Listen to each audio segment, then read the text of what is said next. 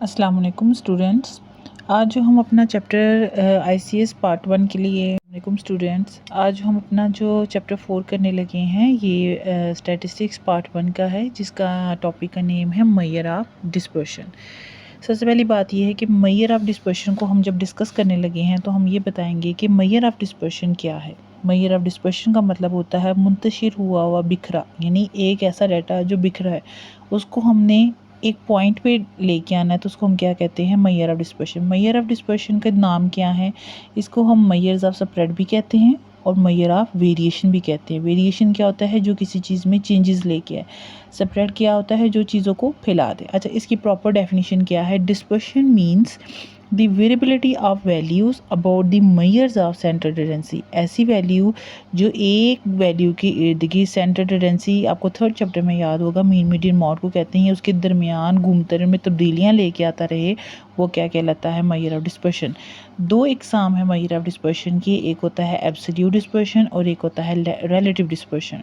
Absolute dispersion क्या होता है, ये उस किस्म की टाइप ऑफ डिस्पर्शन है जिसके अंदर हम हमेशा सेम यूनिट्स और ओरिजिनल वैल्यूज़ को लेते हैं। इसकी मिसाल हम सिंपल और सादा अल्फाज में मीटर रीडिंग के देते हैं। जो वो मेंशन वहाँ पे रीडिंग में करता है उसकी सेम यूनिट्स और ओरिजिनल डाटा को हम क्या कर लेते हैं, कैप्चर कर लेते हैं।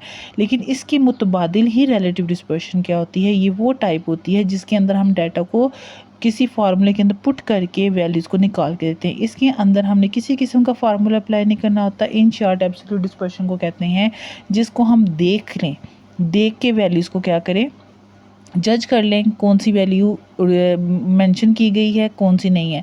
अगर इन शॉर्ट हम इसकी बात करें तो एब्सोल्यूट डिस्पर्शन का मतलब होता है कि देख के बता देना कौन सी वैल्यू बड़ी है, कौन सी वैल्यू छोटी है, कौन सी वैल्यू का आंसर ज़्यादा है, कौन सी वैल्यू का आंसर कम है। लेकिन इसी के मुतबादिल जब हम रिलेटिव डिस्पर्शन की बात करते हैं तो हमेशा हमें रेशो का मतलब होता है दो चीज़ों के दरमियान जो हमने देखना होता है, वैल्यूज़ का मेजरमेंट करनी होती है। कोफिशिएंट जो दो चीज़ों को लेके चलता है, परसेंटेज के अंदर भी हमेशा हम दो वैल्यूज़ की परसेंटेज निकालते हैं। तो रिलेटिव के अंदर हमेशा हमें फार्मूला मेंशन करना पड़ता है और एब्सोल्यूट के साथ हमें सिर्फ मैथमेटिकल पोर्शन के मुताबिक देखना पड़ता है कि जो चीज़ मेंशन की जा रही है वो बड़ी है कि छोटी है। इसी तरीके से इम्पॉर्टेंट टाइप्स ऑफ डिस्पर्शन अब हमारे पास आ गए हैं। एब्सोल्यूट डिस्पर्शन ये है रेंज। रेंज एब्सोल्यूट है, इसका जो कोफिशिएंट है वो रिलेटिव डिस्पर्शन है। इसी तरह कर्टल रेंज है, इसका रिलेटिव डिस्पर्शन क्या है, coefficient of curtail range. QD है, इसका क्यूडी कहते हैं कर्टल डेविएशन को, उसकी शॉर्ट फॉर्म होती है क्यू डॉट डी, इसका कोफिशिएंट है। इसी तरीके से मीन डेविएशन है, और मीन डेविएशन के अंदर हमेशा हम दो तरीक़ों से सॉल्व करते हैं, एक मीन के हवाले से, एक मीडियन के हवाले से। तो सेम इसी तरह इसका कोफिशिएंट मीन डेविएशन भी मीन के हवाले से भी होगा, मीडियन के हवाले से भी होगा। इसी तरह जब हम मीन डेविएशन की बात करते हैं तो वो वेरिएंस भी होता है। मीन डेविएशन और मीडियन के वाले बात कर दी, अब वेरिएंस है, उसमें वेरिएंस का स्क्वायर रूट ले लिया जाए तो स्टैंडर्ड डेविएशन बन जाता है। इसी तरह कोफिशिएंट ऑफ वेरिएशन वेरिएंस भी होगा और कोफिशिएंट ऑफ एसडी भी होगा। पहला पॉइंट हम डिस्कस करने लगे हैं रेंज। रेंज से हमें एक बात ये चीज़ समझ आती है, रेंज का मतलब होता है हदूद।